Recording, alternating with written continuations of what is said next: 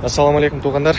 Москва менен Бишкектин же Кыргызстандын айырмачылыгы эмнеде дегенде, эмнеге кыргыздар көпчүлүгү Москвага кете берет депчи, Россияга. Себеби Россияда стабилдүүлүк бар, сага жакшы фиксированный зарплата төлөп берет. Откладывать эткенге, чогултканга дагы мүмкүнчүлүк болот. Эми ал 100 000 тегерегинде деген сөз. Бирок деген жер бар, сен ал 100 000-ден секире албайсың да өйдөгөчү. Сага ошондой фиксированный зарплата берет, ошого макул болуп иштейсиң. Кыргызстанга келсең, негизи бул жерде заработный плата өтө низкий да. Бирок низкий болгону менен жумушуңан тышкары башка жумуш менен алек болсоң болот, и киреше тапсаң болот.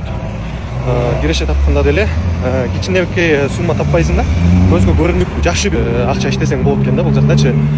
Айтайын дегеним, мындай айлыкка иштегенде понятное дело, аз айлык төлөп берет, менен өзүң жумушуң менен алек боло турган болсоң, бул жерде өтө чоң пайда тапсаң болот, өтө чоң мүмкүнчүлүк бар, чоң акча тапкангачы.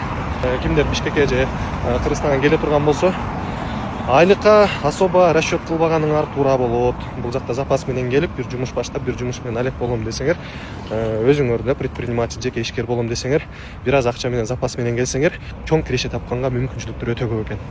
Ошол айырмачылыгы ошол. Ал жакта стабилдүүлүктү сүйгөндөр Москвага же Россияга кетет. Рисковать этип бул жерден башка жактан киреше табам дегендер келе берсеңер болот. Бишкекте мүмкүнчүлүк, Кыргызстанда мүмкүнчүлүк өтө көп.